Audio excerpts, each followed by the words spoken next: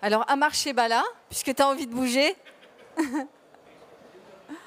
Il n'y a pas de musique. Tu peux danser. Georges Petelet, Clément Perrin et Sébastien Thirier. Bonjour messieurs. Ça fait pas un peu politburo là? Vous voulez pas un peu vous mettre en arc, non? Non, je sais pas. Bon, bref. Non, ça vous plaît comme ça? Bon, c'est pas grave. Bon, c'est parti. Merci d'être là. Alors, je vais vous présenter rapidement. Donc, Amar Shebala, expert en technologie automobile auprès de Mobiliance. Georges Petelet, business développement Capelec, équipement de garage contrôle technique. Oui.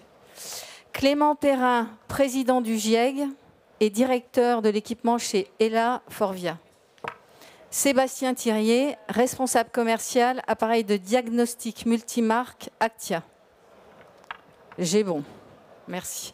Donc, merci d'être là. On va parler d'un sujet qui est un peu technique, juridique, compliqué. Alors, on a 4 experts qui vont nous faire comprendre un sujet assez complexe, qui est donc connu sous le nom de Data Act.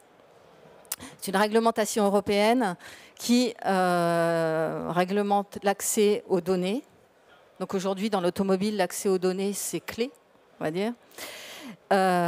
Et donc un texte vient d'être adopté pour donner des règles du jeu d'accès aux données. Alors je me tourne vers vous, Clément Perrin. Que dit ce texte de manière synthétique, résumée? Alors ce texte, il est encore très généraliste puisque le Data Act a pour ambition et objectif de venir encadrer l'accès à la donnée liée à l'Internet des objets. Comprenez tout ce qui est objet connecté. On sait qu'un véhicule est devenu connecté, il sera de plus en plus. Sera également modifié dans sa structure électronique avec une structure électronique étendue. Et donc maintenant qu'on a eu un cadre pour que l'ensemble de ces acteurs liés à la filière de ces objets connectés qui peuvent être des fabricants automobiles, des réparateurs, mais si on va plus loin, si je suis créateur de mode, j'ai peut-être aussi envie d'accéder à ces données parce que je veux m'allier avec un constructeur automobile pour faire une série spécifique. Il faut maintenant qu'on arrive à appliquer un texte spécifique à l'automobile et plus particulièrement aujourd'hui en ce qui nous concerne sur Equipoto, appliqué à la réparation et à l'entretien. Mais aujourd'hui, ce texte, il y a trois règles du jeu, on va dire. Il y a l'accès pour les données pour le diagnostic. Il y a la mise à disposition des données qui est réglementée et le prix. Alors, est-ce que j'ai bien résumé ou On peut dire qu'effectivement, il y a plusieurs facettes si on reste dans le spectre de l'automobile.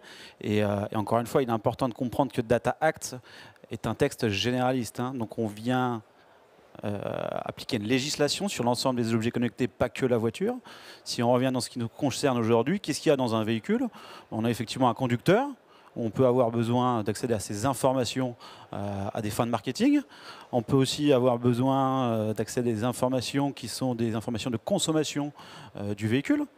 Quel est le parcours qu'il a parcouru, quel est son usage au quotidien. Et puis enfin, on a besoin d'aller l'entretenir et de le réparer. Et ça, on aura besoin de le faire peu importe la propulsion du véhicule, hybride, électrique, hydrogène. Mais en tout cas, on aura besoin de le faire en lien avec le serveur du constructeur. Et ce véhicule connecté qui aura probablement une structure étendue, on viendra faire du diagnostic via le véhicule dans les serveurs du constructeur, demande aujourd'hui un texte qui soit plus opérationnel pour protéger la réparation. Aujourd'hui, on travaille plutôt en local dans un véhicule. On en reparlera. Amar Shebala. La bataille aujourd'hui, elle n'est pas d'aujourd'hui la bataille, hein, d'accéder aux données. Il y a des obligations pour les constructeurs de mettre à disposition les données pour l'ensemble du marché de la réparation. Est-ce qu'en pratique, ça fonctionne bien? Alors, je peux résumer le truc, on dit oui, ça fonctionne bien. Mais, il il y a toujours un mais, c'est ça qui est embêtant. Le mais, c'est dans l'historique de cette réglementation qui a permis d'accéder aux données, aux informations techniques des véhicules, on remonte à 2007. Hein, c'est ce qu'on avait appelé le règlement Euro 5, qui imposait aux constructeurs de donner accès à tous les réparateurs indépendants, au même titre qu'ils donnaient accès aux réparateurs agréés. Ils devaient donner les mêmes informations aux réparateurs indépendants. Bon, ça c'était 2007, donc tous les véhicules qui étaient Euro 5, de 2010 à aujourd'hui, hein, Euro 5, Euro 6, etc. En 2018, il y a eu le règlement qu'on appelle le 2018-858, qui est le règlement d'homologation des véhicules aujourd'hui, qui a repris tous ces textes et qui a remis qui a rajouté un certain nombre d'obligations aux constructeurs et qui a modifié, je dirais, le curseur. Le curseur, avant, le benchmark était le réparateur agréé. Aujourd'hui, le benchmark, c'est le constructeur. C'est-à-dire que tout ce que le constructeur peut faire en direct, il doit donner aussi la possibilité aux réparateurs indépendants et aux réparateurs agréés de le faire. Parce que, qu'est-ce qu'on a vu arriver dans les temps présents, c'est le remote diagnostic, les téléchargements de calculateurs à distance, etc. Ils le font depuis chez eux, les constructeurs. Donc maintenant, il faut bien que les réparateurs agréés puissent continuer à exercer cette activité, mais aussi les réparateurs indépendants. Donc, est-ce que tout ça est possible? Pour certains, juridiquement, oui. Tout est prévu. Ah oui, et après, dans la vie réelle, on a un écart. On a un écart. On a noté qu'un certain nombre, au sein de Mobilions, on a depuis quelques années un groupe de travail avec le support d'équipementiers. Vous êtes dans ce groupe de travail, je crois. Ils sont dans, voilà. Oui, tout à fait. Mes collègues de gauche sont dans ce groupe de travail. Vous aussi, d'accord. Mon collègue de droite, non. Mais parce que c'est différent. Il est acteur différemment. Mais donc avec eux, on a vérifié. Et on vérifie que c'est possible. Que c'est possible de le faire. Donc on a échangé avec les constructeurs de façon constructive pour les aligner. Il y en a pas mal, il y a des très très bons élèves, hein, des constructeurs bleu, blanc, rouge, hein, qui se sont très bien alignés, qui nous accompagnent et qui sont impliqués. On a le droit de donner des noms ou pas? Je m'abstiendrai. Et non, je ne divulgue pas de nom, ne me regarde pas comme ça. Il faut venir le voir après. Même sous la torture. Il faut faire partie du groupe de travail, comme ça tu sauras. Et donc... les équipementiers ont travaillé aussi de leur côté pour avoir des outils, des VCI qui répondent des VCI, des Vehicle Communication Interface, c'est-à-dire des boîtiers, les boîtiers qu'on connecte à la prise OBD du véhicule et qui permettent à l'utilisateur de communiquer avec le véhicule, mais aussi de faire un diagnostic, de télécharger les dernières mises à jour de logiciels, etc. Et donc on a remarqué qu'il y a un certain nombre de constructeurs, essentiellement sur des véhicules électriques qui ne sont pas alignés et qui n'ouvrent pas la donnée, ne donnent pas accès à toute cette information technique. Donc normalement, ils n'auraient pas dû être homologués? Théoriquement, ils ne devraient pas. D'accord. Et alors, que fait la police? C'est pas moi la police. Et que font les organisations professionnelles? Les organisations professionnelles... Tu représentes Mobilions, je te rappelle. Alors, moi, je travaille en tant que conseil expert automobile pour Mobilions, et Mobilions est très vigilante. Mobilions sont vigilants à ce que les constructeurs ouvrent tous les portails, ouvrent les accès à ces sites RMI, etc. Et donc, il y a un travail qui est fait par... je vois là une personne qui s'en occupe, Christine, qui est là-bas, fait en sorte que... on ait une collaboration, une ouverture auprès de ces constructeurs qui ne sont pas alignés. Et ça ne se fait pas du jour au lendemain aussi de leur part. Ils ont un travail à faire. Ouvrir des sites internet, ouvrir alors, les sites internet, faire en sorte que leur logiciel soit compatible J2534, etc., etc. Donc ça va prendre un peu de temps peut-être, mais il faut être vigilant. Et Mobilion, c'est toujours vigilant là-dessus, et de par le groupe de travail qui suit ça depuis quelques années maintenant. Alors, on va parler avec vous, Georges Petelet. Est-ce que les constructeurs jouent le jeu, de votre point de vue? Et même question pour messieurs Perrin et Thiriez.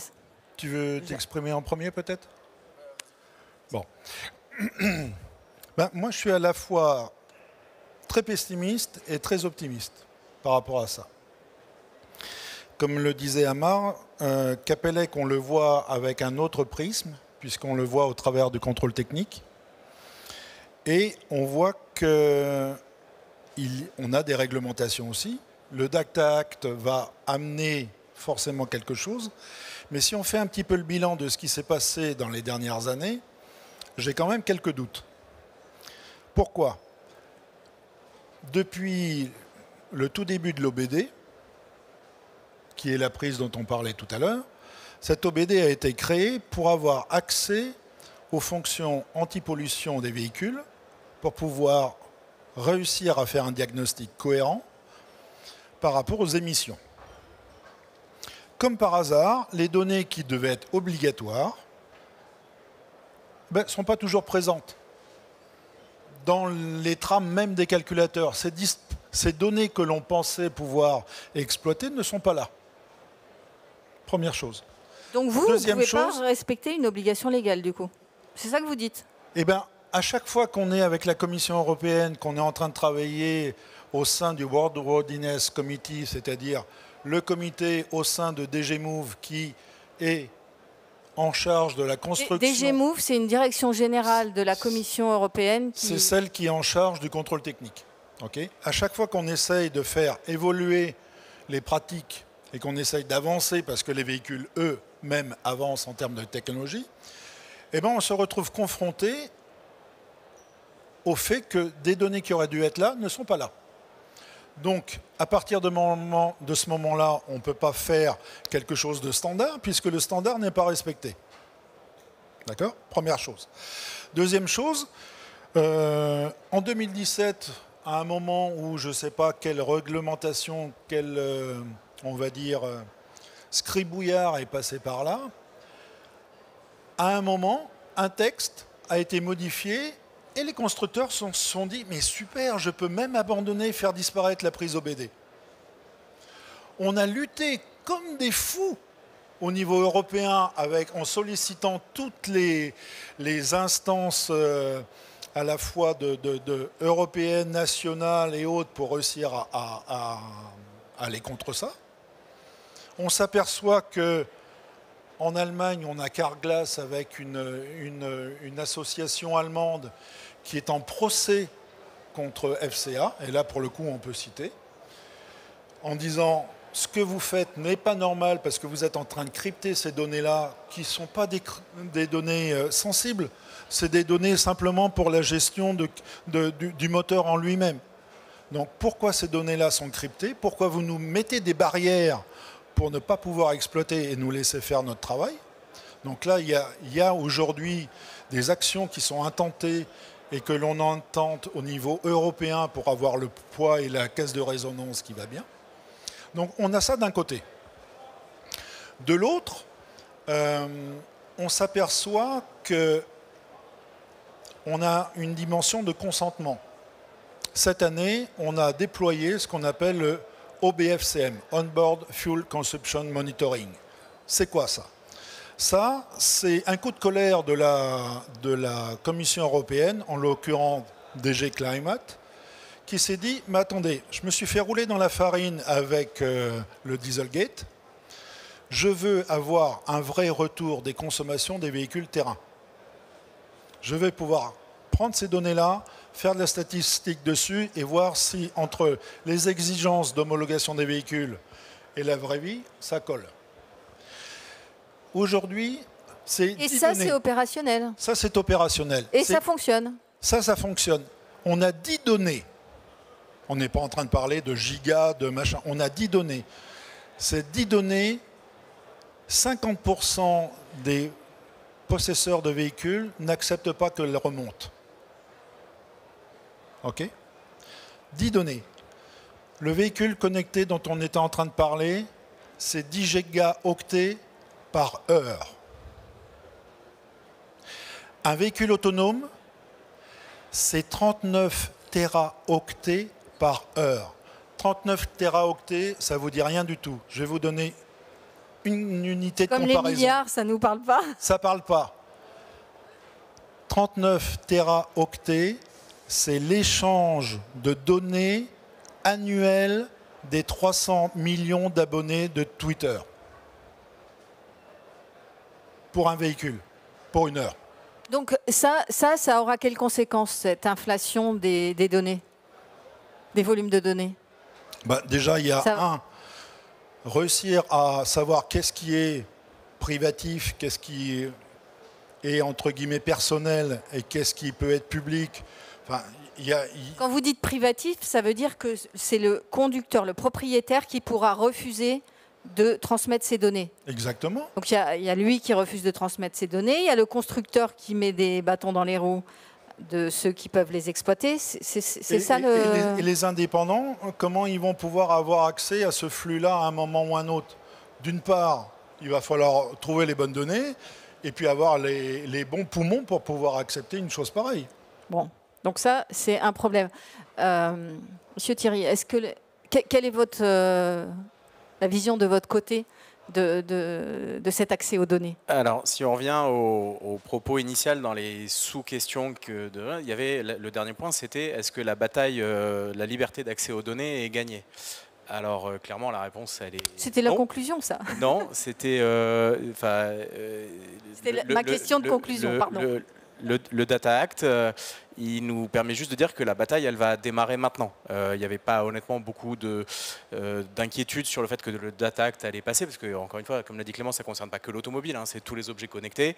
Ça a été voté à une très large majorité. Je crois qu'il y a eu 11 abstentions et 23 votes contre, quelque chose comme ça. Donc ça pose juste un cadre très générique de principe.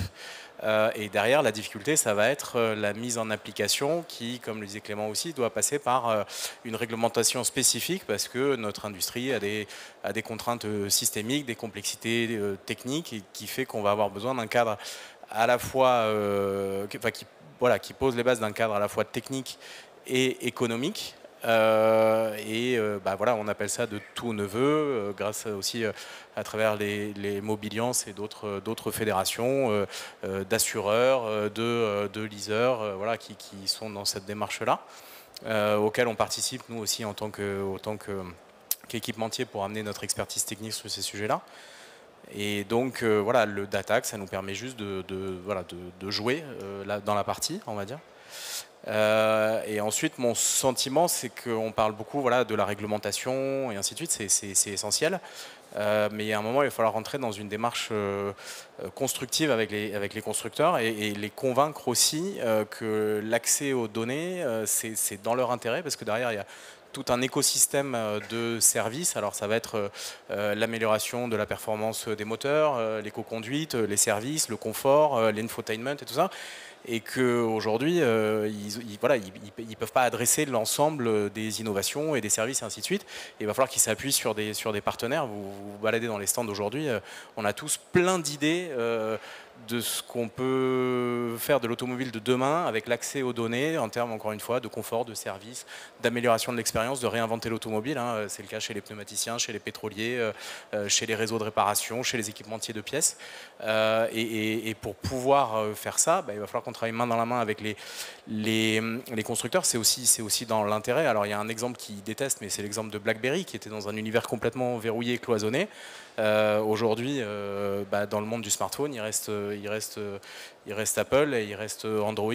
Pourquoi? Parce qu'ils se sont ouverts via des plateformes à intégrer du service, à intégrer de la donnée, et pour ça, ils s'appuient sur tout un environnement. Donc derrière, ça pose des questions quelles seront les technologies qui seront retenues par les constructeurs pour le partage de la donnée? Est-ce que c'est des plateformes propriétaires très contraignantes? Est-ce que c'est du full data open? Bon, ça, voilà, ça c'est assez peu probable.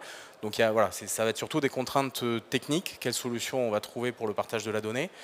Des contraintes économiques, ça va être quoi les business models? Est-ce que ça sera des discussions de gré à gré entre les prestataires de services ou les acteurs de la mobilité avec chaque constructeur, auquel cas ça risque de restreindre le panel des gens qui pourront discuter avec les constructeurs, ou est-ce que ça sera des plateformes un peu comme Android ou Apple? Voilà, ça serait, il y a différentes pistes qui sont sur la table sur comment exploiter la donnée. Pour moi, c'est surtout ça, c'est que l'accès à la donnée en soi, c'est intéressant, mais ça reste de la donnée, c'est des lignes de code. C'est derrière, qu'est-ce qu'on va en faire collectivement dans un écosystème au service des clients, au service de la mobilité propre. Voilà. Et je pense que c'est dans l'intérêt des constructeurs aussi de se pencher là-dessus, parce qu'ils ont, alors pour deux raisons. La première, c'est qu'ils ont eux-mêmes des stratégies assez ambitieuses sur le multimarque, et c'est un peu schizophrène de dire moi je veux avoir des activités multimarques, mais je ne veux pas que les autres puissent avoir accès aux données de mes véhicules. À un moment, ça ne marche pas. Et puis la deuxième chose, c'est que on voit que dans les nouveaux clients des constructeurs, on le sait, c'est de plus en plus, c'est des loueurs, c'est des leasers, c'est des flottes. Ces gens-là, leur métier de base, c'est de gérer du risque. Et rester captif des réseaux de réparation et de maintenance des constructeurs, pour eux, je pense que c'est un énorme risque, et ils le disent, hein, ils l'assument assez ouvertement. Eux, le fait d'avoir accès à la donnée, pour eux, c'est essentiel en termes de coûts d'utilisation des véhicules, de coûts d'entretien, de coûts de maintenance, de coûts de réparation, de services associés qu'ils peuvent proposer. Et donc, je pense que ça va être, je pense, un argument de poids pour que les constructeurs nous facilitent l'accès à la donnée. Alors, pour l'accès à la donnée, je crois qu'il y a quand même un enjeu de standardisation, si je comprends bien ce que vous dites. Qui c'est qui tient le crayon dans ce travail-là? Amar, peut-être? Alors, Alors, au niveau standardisation, bon, alors pareil, hein, je représente Mobilions au sein de l'ISO et du CEN pour un certain nombre de standards qui sont en cours de réalisation. Pour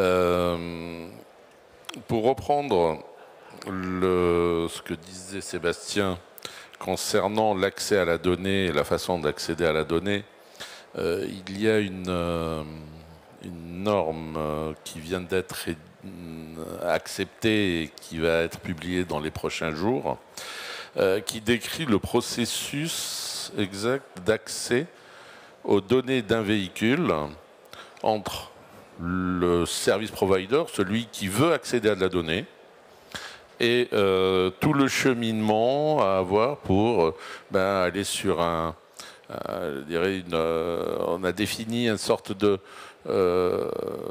comment ça s'appelle, Apple Store, enfin un store dans lequel les constructeurs viennent publier un certain nombre de données qui existent, qui sont dans le véhicule, qui sont générées. Un serveur décentralisé, c'est même pas un serveur. Non, on parle même pas de serveur décentralisé. C'est-à-dire que on est dans le véhicule connecté. Donc le véhicule connecté, c'est pas uniquement le véhicule qui remonte de la donnée. Le véhicule doit communiquer. Donc je lui pose une question, il me remonte de l'info. Il y a ce que voulaient les constructeurs, c'est qu'il n'y ait qu'un seul et unique canal, c'est-à-dire que l'info ne remonte que sur leur serveur. Bon, on a obtenu un certain nombre d'ouvertures qui permet d'accéder soit directement via leur serveur, soit via l'interface de communication du véhicule. On peut aussi y accéder directement. Certains acteurs peuvent le faire. Bon. Donc une fois que l'information est disponible, donc je demande qu'est-ce qu'il y a de disponible dans ce véhicule. Il me dit voilà, il y a ça. Je veux développer un service. Je dis tiens, il me manquerait telle et telle information. Comment je fais? On a convenu dans la norme qu'il y ait un contact côté engineering du constructeur et non pas côté après-vente, mais côté engineering, qui soit apte à développer conjointement avec le demandeur une extraction de cette fameuse donnée. qui n'est pas disponible. Elle n'est pas exposée normalement, mais on veut qu'elle soit exposée pour cette application que je veux développer. Ben, tout ceci se passe, voilà. Je dirais, parallèlement à la réglementation qui donne certaines façons de fonctionner, il y a aussi la normalisation qui permet d'accéder à certaines fonctions, à certaines façons de fonctionner, d'accéder aux données sans pour autant aller dans des batailles juridiques. Quand la norme est référencée par la réglementation, elle devient obligatoire. Donc le constructeur met à disposition une certaine façon de fonctionner. Et ça, on y travaille en permanence. D'accord. Donc ça, c'est un chantier qui est mené et qui aboutit quand même à des choses opérationnelles qui permettent aux réparateurs de travailler. Exactement. Parce que le Data Act, vous disiez le Data Act, le Data Act en lui-même, c'est très bien. Il a donné beaucoup d'avancées, il a donné des règles de base. Voilà, il donne des principes. Il gère de la même façon la voiture que le frigo quand on réalimente où j'ai ma liste de courses. On les gère de la même façon. Or, c'est pas vrai. Dans la vraie vie, on sait très bien que le frigo, on ne va pas le gérer comme la voiture. Et les pannes engendrées, une panne dans un véhicule n'a pas les mêmes conséquences qu'une pénurie de beurre dans le frigo. Ouais. Oui, puis la sécurité n'est pas la même au niveau sécurité des data. C'est ça. Codage des clés. Attends. Oui, tout de suite. Alors, qu'est-ce qui se passe en termes de codage des clés? Qui veut répondre? Codage des clés. Je réponds, allez, c'est plus simple. Le codage des clés aujourd'hui rentre dans... C'était mon coup de fil à un ami. Il dit, il y a un problème avec le codage des clés. Donc, Marc, c'est toi qui t'y colle. T'as perdu tes clés? Qu'est-ce qu'il dit le texte? Le Data Act, il dit rien du tout. Mais la réglementation, le 858-2018, a donné vie, a donné vie à des spécialistes là. Hein, le règlement d'homologation, le fameux règlement qui est sorti en 2018, applicable depuis septembre 2020. Et elle dit, ouais, alors, sur l'annexe 10, je vais donner vie à un truc qui s'appelle le CERMI, Security Related Repair and Maintenance Information. C'est les informations de réparation et de maintenance des véhicules liées à la sécurité du véhicule au sens inviolabilité. Les clés. Voilà, les fameuses clés. Alors, il y a eu un acte délégué qui a été publié en 2021. Il a dit, voilà, à partir d'aujourd'hui, on va compter jusqu'au 1er août 2023. Et au 1er août 2023, tous les réparateurs, je dis bien tous les réparateurs qui auront été audités et homologués par un organisme d'accréditation.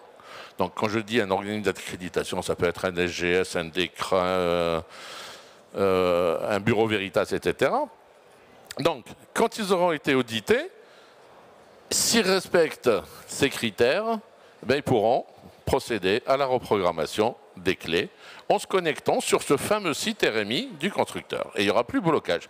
C'est-à-dire que les textes disent qu'on a accès à toutes les informations. Jusqu'en 2020, on avait accès à toutes les informations, sauf celles qui étaient liées à l'inviolabilité du véhicule. Depuis le 1er août 2023, on a accès même à celles qui sont liées à l'inviolabilité. C'est-à-dire à tout. Sur les textes, il y a tout.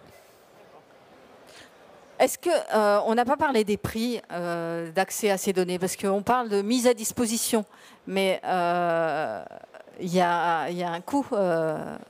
C'est pas on offre les données.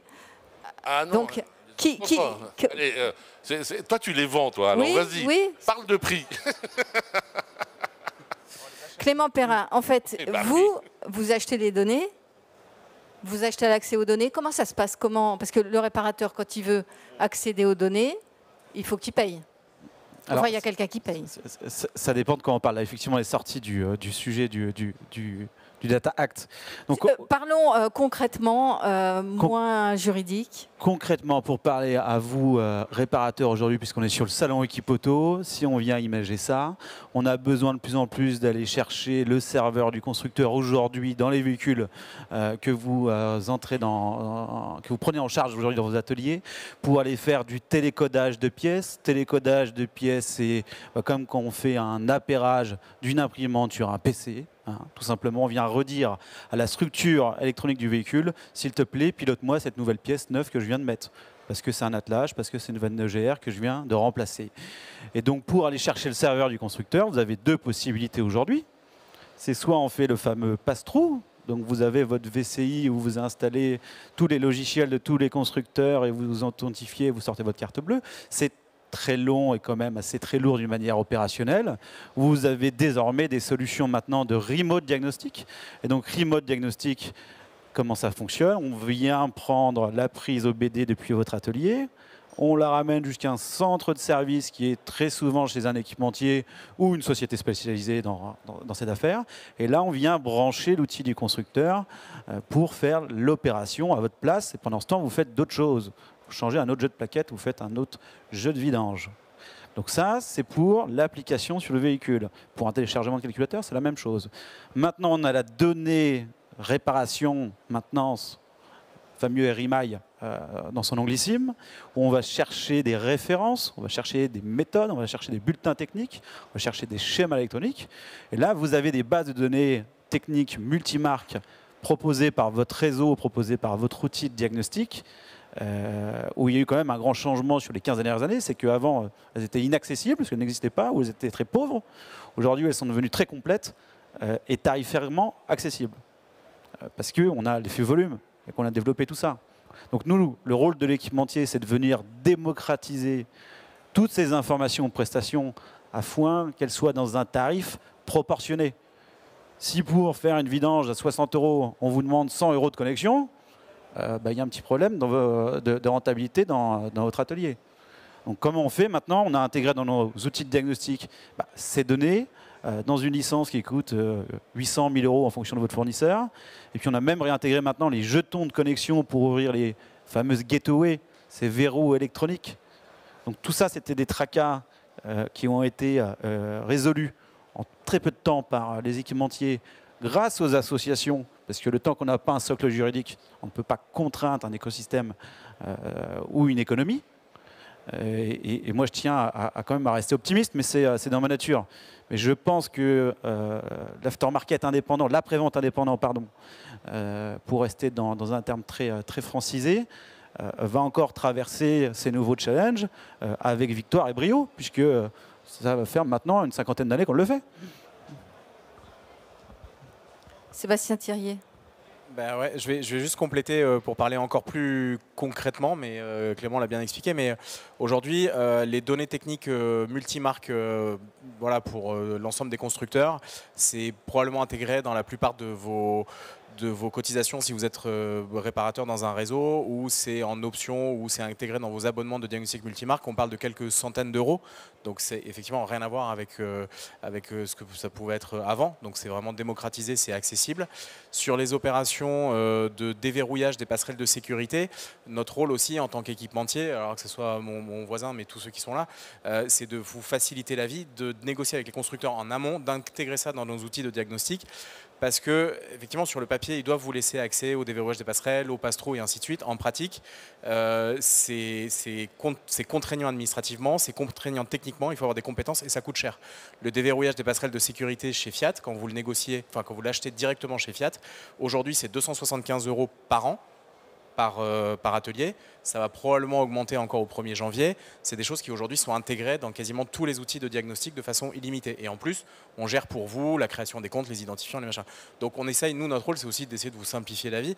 Quand Clément disait les opérations de diagnostic avancées réservées aux constructeurs, aux outils de la marque constructeur, donc le pass-through, tout ce qui est téléchargement, télécodage, mise à jour de calculateurs, activation de composants, par exemple, et en pratique, effectivement, vous avez accès et si vous êtes bon techniquement et que vous êtes patient, vous pouvez apprendre à l'utiliser, ces outils. Mais en pratique, en réalité, la plupart des garages continuent, des réparateurs continuent d'envoyer des véhicules en concession.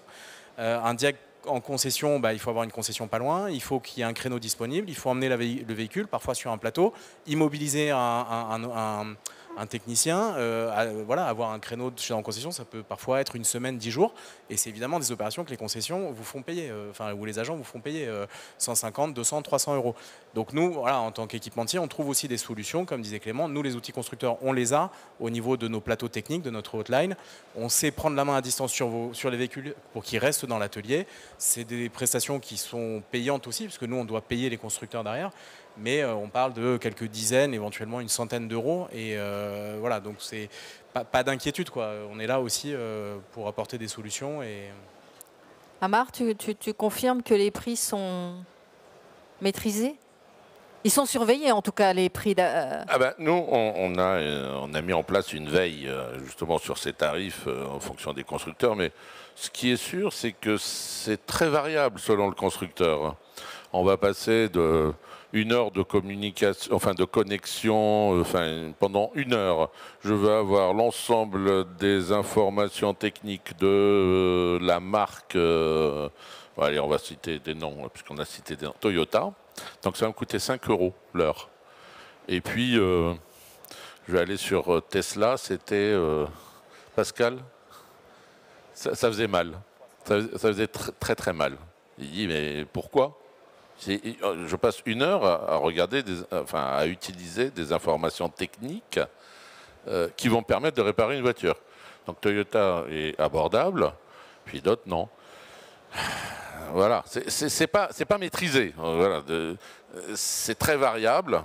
Néanmoins, nous, ce qu'on a demandé, on a initialisé, on verra bien où on va aboutir dans ces discussions, c'est de faire quelque chose d'assez proportionnel à l'opération.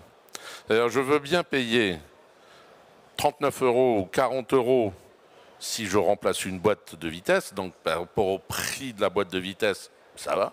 Mais si c'est pour changer des plaquettes et que ça me coûte 40 €, toute la marge dégagée pour l'opération, plaquette de frein, elle est partie chez le constructeur. Donc il faut que ce soit proportionnel. Voilà. Et donc on a entamé des discussions avec un certain nombre de constructeurs pour étudier une tarification à l'opération. Voilà. Georges Peclet. En fait, je suis encore un peu le vilain petit canard, mais c'est pas grave. Dans le contrôle technique, ça devrait être gratuit. Pourquoi ? Parce que quand vous avez un centre d'écran, un centre autovision, un centre, et j'en passe et des meilleurs, qu'est-ce qu'on attend d'eux ? On attend un jugement et une sanction qui soient identiques de l'un à l'autre, quel que soit l'outil utilisé pour accéder à telle voiture. Et là, aujourd'hui, on est en train de parler de EPTI, c'est-à-dire c'est une fonction qui va... Ça veut dire quoi? C'est des initiales encore? EPTI, ça veut dire Periodical Technical Inspection. Donc c'est contrôle technique en français. Donc c'est le contrôle technique en français. Si ce n'est qu'avec le I, ça fait nettement plus électronique. Sauf que, qu'est-ce que ça veut dire? Ça ouvre quoi, ça? Ça, c'est une standardisation dans laquelle on est impliqué depuis à peu près 7-8 ans. Aujourd'hui, on a tous les éléments de la norme qui sont disponibles. On a une DG Move qui est en train de dire à DG Gros aussi, puisque ça, c'est l'aspect homologation de véhicules, DG Gros, qui est de dire, maintenant, on va imposer ça sur les véhicules, et la fonction d'arrêt d'urgence, je vais pouvoir enfin la tester de la même façon, quel que soit l'outil que je vais avoir dans les mains, et quel que soit l'opérateur qui va utiliser cet outil. Et la question maintenant, c'est d'avoir ce standard qui va passer de normes à une application appliquée par les constructeurs, que l'on pourra exploiter dans les centres de contrôle technique, et viendra le moment de se dire, j'ai un standard, c'est une norme, je l'implémente, et tout est open, et en sous-entendu gratuit. Donc ça, ce que vous dites, c'est quelque chose sur lequel vous travaillez, c'est quelque chose que vous avez obtenu, on a travaillé pendant ces dernières années pour réussir à construire cette norme. Une norme, ça ne vaut rien à partir du moment où elle n'est pas appelée par une réglementation.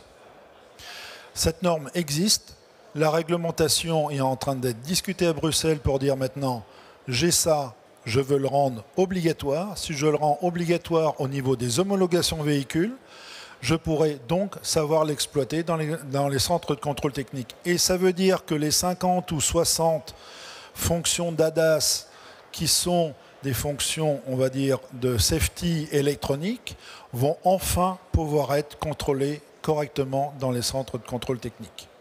Donc ça concernera le contrôle technique, mais ça ne concernera pas du tout la réparation. C'est deux choses différentes.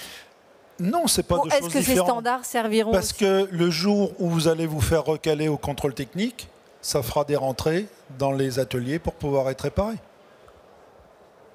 Amar ? Alors, il y a une série de normes. Alors, je vais encore parler chinois. 18541. On va avoir mal à la tête. Hein. -1 à 6, d'accord. La norme ISO 18541-1 à 6. Dans la -1, on décrit exactement un ensemble de cas d'usage que doit respecter un constructeur pour être homologué d'un point de vue ouverture de ses données techniques, de son RMI. Voilà. Il doit pouvoir, on doit pouvoir, en tant que réparateur, se créer un compte, créer des comptes de collaborateurs, etc., mais accéder à la reprogrammation, accéder au diagnostic, accéder au télécodage, pouvoir faire les fonctions, etc. Tout est cité. Bon. Et ce paquet de normes-là devait évoluer au moment où le nouveau règlement d'homologation a été publié. Donc, le groupe de travail en charge de la refonte de ces normes pour les relever avec les nouvelles exigences qu'il y a dans la réglementation s'est mis à travailler. Et pour rester politiquement correct, mésentente globale, je dis bien globale, entre les différents acteurs de ces groupes de travail, le groupe de travail était mis en sommeil. Parce qu'on est arrivé à un point de blocage complet, plus personne ne pouvait se parler avec personne. On est sur un point de blocage. Ce qui veut dire que tout le travail que nous avons réalisé, et sur lesquels nous avons déjà nous avons à l'unanimité, nous sommes tous d'accord sur la description des ADAS, comme dit Georges. La description exacte des ADAS lorsqu'on identifie le véhicule, quels sont les ADAS qui sont sur le véhicule et lesquels sont en activité, lesquels sont en panne, quels sont les défauts, etc. Tout ça, c'était un cas d'usage à rajouter. Nous l'avons validé, mais la nouvelle version de la 18541 est en sommeil. Jusqu'à quand? Je sais pas. Là, on est dans des égos entre... on n'est plus dans la technique, on est dans le politique, dans l'ISO. Et c'est ça qui est dommage. Mais toute cette partie est validée. L'accès aux données, aux informations techniques sur les véhicules électriques, parce qu'il ne faut pas oublier une chose très importante. Comme disait Georges tout à l'heure, le OBD, c'était pour les émissions. Donc, au départ, quand elle a été créée, sauf que derrière, la prise OBD est maintenue, et à travers la prise OBD, non seulement les données concernant les émissions doivent être accessibles, mais les autres aussi.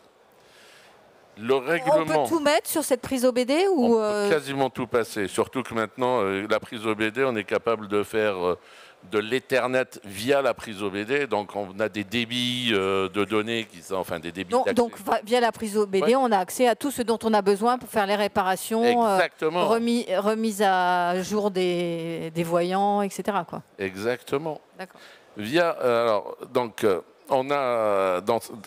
Cette prise OBD doit être maintenue. Il est bien précisé dans le règlement d'homologation qu'elle est bien maintenue dans les véhicules. Et pour être homologué, le véhicule doit avoir une prise OBD. C'est pour ça qu'on a vu réapparaître sur les véhicules électriques des prises OBD. Parce qu'il y avait un certain nombre de constructeurs qui sortaient des véhicules électriques. Il n'y a pas d'émission, pas de prise OBD. Ah mince, si, il y en a. Ah, il faut qu'on arrête. Ouais, c'est fini. Oh, c'est dommage.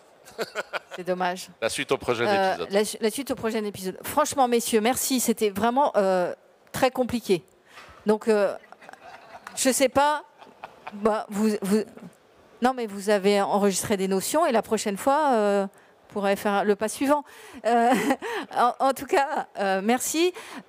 Si, en conclusion, là, on attend un texte, un nouveau texte automobile qui va intégrer tout ce qu'on vient de se dire. Pas tout, mais une grosse partie. Et devra être vraiment spécifique à l'automobile. D'accord. Donc, en fait, tous les cas d'usage existent, toutes les normes existent. Il n'y a plus qu'à. Oui, il n'y a plus qu'à. Il n'y a plus qu'à l'écrire pour que politiquement, ça soit validé. De la bonne volonté. On va laisser le mot de la fin au président hein, du GIEG, c'est ça, hein? Donc, Monsieur le Président, je vous laisse conclure. Ce qu'il faut retenir, c'est que pour les véhicules en circulation, on a déjà les solutions. Donc renseignez-vous auprès de vos partenaires, fournisseurs, distributeurs. Vous pouvez déjà tout de suite lever tous les verrous qu'on a évoqués. On attend maintenant dans un plan réglementaire un texte pour la nouvelle génération de véhicules. Donc ça charge aux fédérations et aux acteurs principaux de l'appliquer. Et pour tout le restant, on va trouver de l'échange de valeur. Parce qu'avec de l'échange de valeur, on arrive toujours à faire du business. Et votre garage demain, il continuera à être un centre de profit, peu importe qu'il rentre un véhicule connecté, une 2 chevaux ou autre. Donc tout va bien se passer. Merci. Merci pour votre attention. Merci aussi à vous, public, et merci à Florence, donc directrice de la publication d'AutoActu. À suivre dans 10 minutes une conférence sur les pièces de réemploi. Comment booster ce marché, et toujours avec Florence Lagarde d'AutoActu.com. Très bon après-midi sur Équipe Auto.